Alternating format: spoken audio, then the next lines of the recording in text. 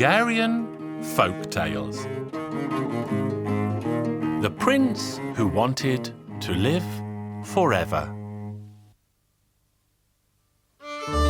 Once upon a time there was a prince. He told his father that he did not want to die. "You should know, son, that he who is born will also die." But the prince insisted that he did not want to die. "I'll go to Foreverland." "There's no such place, my son." "Yes, there is. I've heard of it." "Very well then, go." The prince prepared himself and wandered for many years until he came to a high mountain. He regarded the mountain and saw something at its very peak. It looked as small as a sparrow. Well, if he had come all this way, he simply had to find out what it was. It took him years to scale the mighty mountain. There he found a huge giant. He greeted the giant, and the giant returned his greeting. "What are you doing here, Prince?" "I'm looking for Foreverland. Could you tell me which way to go?" "Of course, you've arrived. Stay here with me because the Queen of Foreverland will send you here anyway." "I'd like to talk to the Queen myself. Please tell me which way to go from here." "There's a large forest over there. If you cross it, you'll find her." The prince went off to find the forest. There he came upon a magnificent palace. And there he found a kindly woman sewing in one of the rooms.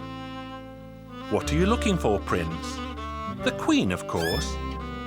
"Well, don't go any further, because she will send you here anyway. Stay with me, and we can talk. But I wish to talk to the Queen herself. You cannot get in to see her, because you have to go through 3 iron gates, and each is guarded by 3 wild beasts. But if you don't want to stay here, I'll give you 3 bread buns. Should the animals attack you at the gates, give them a bun, and the iron gates will open." And so it all happened. When the 3rd iron gate opened up, the prince saw the Queen was standing in the middle of a courtyard. She asked the prince what had brought him to her palace. "I've come looking for you." "Then stay here with me." And the prince stayed. Time went by, and one day the prince said to the Queen, "Listen, I'd like to go home. I left my old parents behind, and I'd like to see how they are." The Queen laughed. "Being a prince has not made you any wiser. How many years do you think you've been here? 3 years? You've been here for 3,000 years, but I won't keep you from going if you really want to. I'll give you a pair of shoes. Take them with you. A man will attack you. Tell him you'll go with him and then put on these shoes." So the prince set off, and he wandered and wandered until he reached a town. But the town was no longer the same as it had been. He asked a few people if they knew the king by such and such a name. No, nobody knew him. He asked the oldest looking man who was the oldest man in town. The man showed him the house where a 300-year-old man lived. The prince went to see him. "Do you remember my father, old man?" "Oh, my son, I've never even heard of him."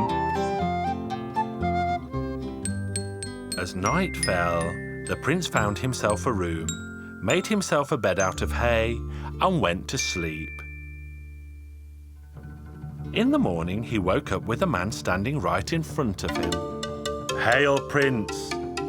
I've been looking for you for 3,000 years, and now I've found you.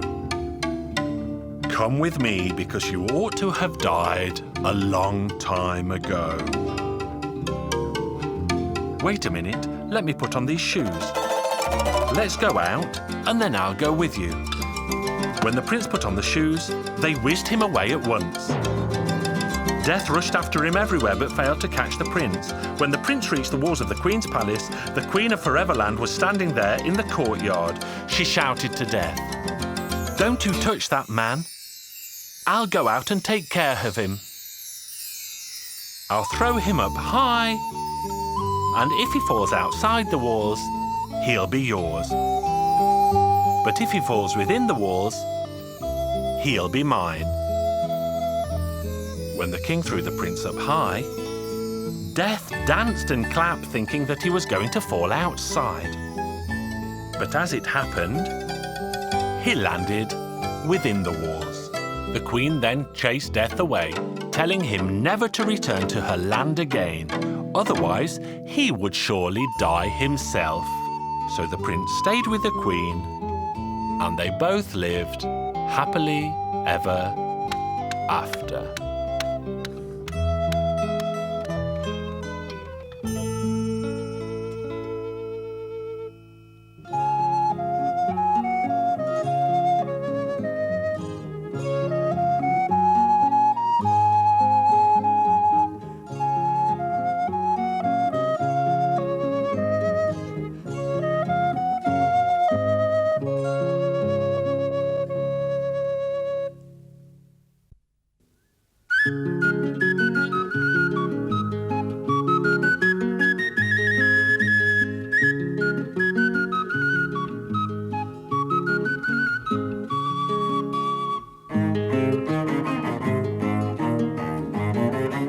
Hungarian Folk Tales. The Soldier's Luck.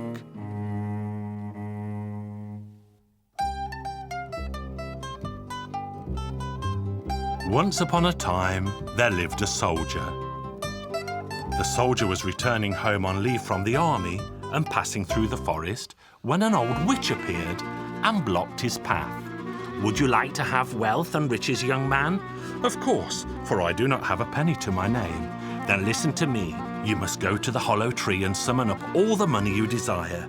But you can only make money magically appear if you grant me one wish."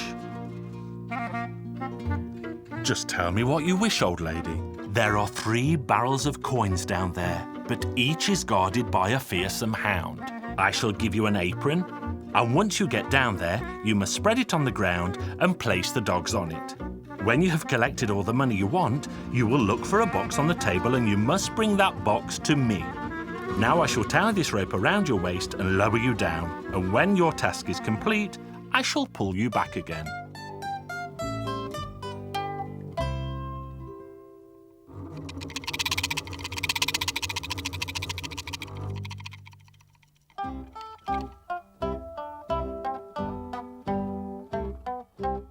The soldier looked at the coins in the first barrel, but they were all copper. "I don't want these," he said, set the dog back on the pile and carried on. The second barrel contained silver coins. He said, "I don't want these either." The third barrel was filled with gold coins, so he placed the dog on the apron and filled all his pockets with gold. Then he picked up the magic box from the table and called to the old witch to hoist him back up.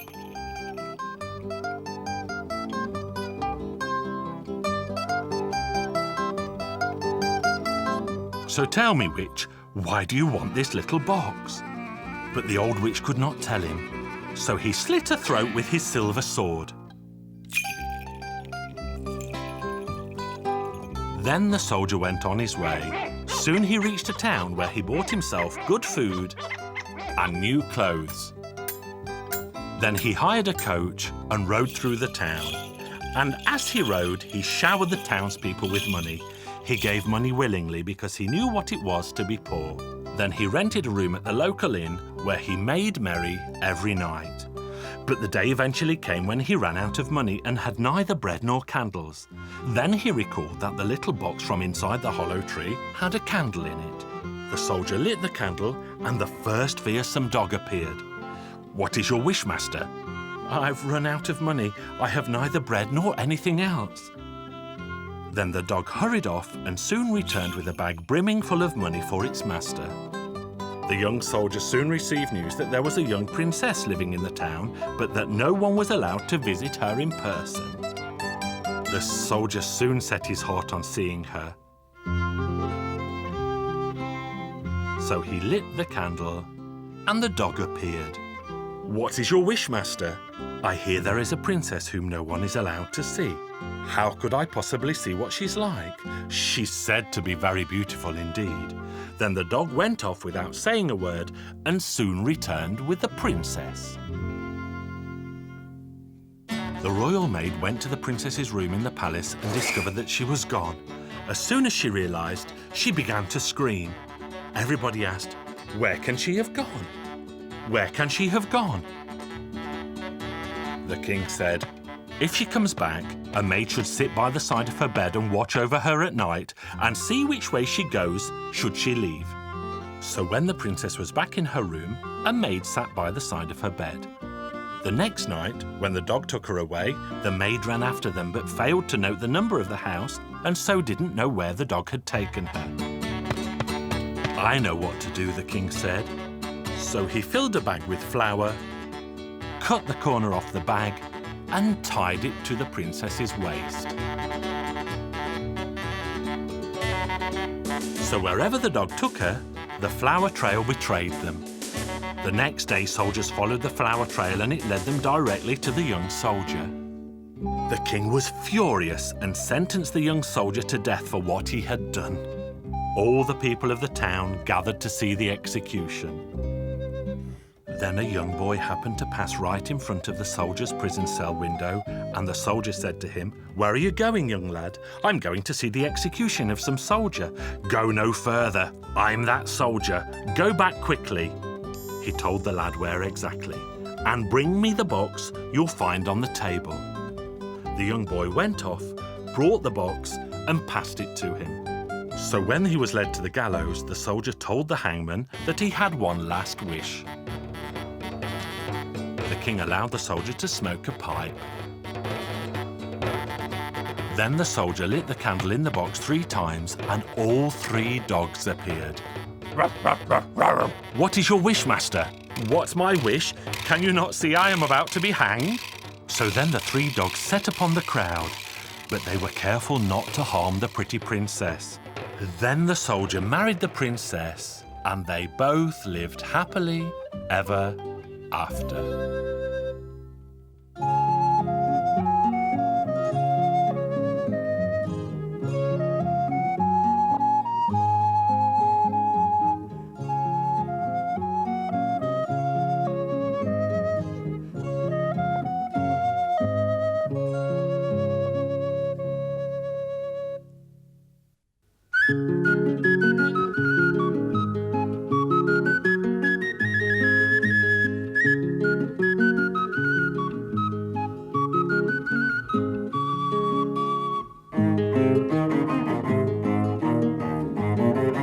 Hungarian Folk Tales. The Witch. Once upon a time, there lived an old man who had 3 sons. When all 3 were fully grown, they decided to marry and told their father of their wish. "Very well, but one at a time. I want you all to take a walk, and the one who returns with the prettiest flowers will be the first to marry." The 2 elder brothers did not even leave the village. Both of them had a sweetheart, so each of them brought a nice bunch of flowers back to their father. The youngest son, however, had no sweetheart, so he went out of the town to look for flowers. He walked and he walked until he eventually came to a vast forest, in the middle of which he came across an old palace surrounded by a flower garden. "Oh, if only I could pick flowers in this beautiful garden." The youngest son was still standing there when a witch appeared in the garden and asked him, "Why are you so sad, my child?" Then the young man told her what his problem was. "If all you need are flowers, come with me and I shall give you some." Then she took him into the garden and picked a bunch of beautiful flowers. As soon as the poor man caught sight of the flowers, he said to his eldest sons, "Well, sons, it will be your younger brother who will marry first, because he has returned with the best blossoms." But the elder brothers complained to their father so bitterly that he eventually agreed to set a second test. "Very well, the second test shall be he who brings back the prettiest kerchief shall be the one to marry first." So the sons went off, the 2 elder ones to their sweethearts in the village, and the youngest one to the witch in the forest. "What do you need this time, my child?" The youngest son told her, and so the old witch went back into the palace and brought the young man a beautiful gold-trimmed kerchief that bedazzled the boy. The two elder brothers also brought a kerchief each, but the youngest son's was by far the loveliest of the lot. The elder brothers were very upset, and so their father eventually agreed to set a third test. Very well, go and bring me your sweethearts. He who brings me the loveliest girl shall be the one to marry first. This was easy for the two elder brothers because they both had sweethearts in the village. But where, oh where, should the youngest brother look for a bride? Who could he take to his father? Should he fetch the old witch who had given him the flowers and the kerchief? So the youngest son set off with his head hung low. He walked into the forest, stopped in front of the palace and leaned against the fence with a face as sad as the autumn rain. "What's the matter with you, my child?" "Oh, don't even ask me what the matter is. My father told us that the son who took the prettiest sweetheart home would be the first to marry." "Don't hang your head, my child, but come with me to the palace. Here's a fireplace, make a fire. With every flame that flickers up, a witch will appear before your eyes. Fear not and stand bravely there until you see the last and ugliest witch of all that will have a bunch of keys between her teeth. Then you need to snatch the keys, otherwise the rest of the witches will tear you apart. And now the rest is up to you."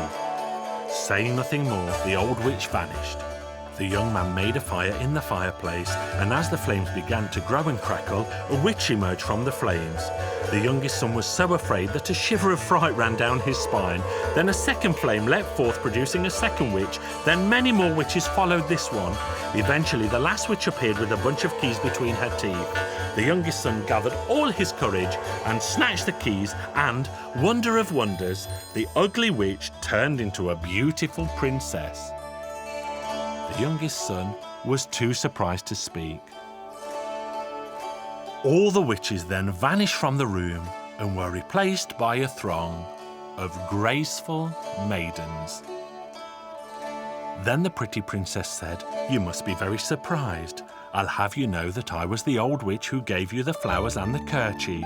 You must have been sent here by God, because I was a princess and a spell was cast on me. Had you not appeared, I would have remained an old witch, and now we shall be together for the rest of our natural days." The poor man was in good spirits and said, "Very well, I will let my elder sons marry too." And that they did, and their younger brother gave them each a house with plenty of land. Then the youngest and most fortunate son took his bride back to the palace, where they lived happily ever after.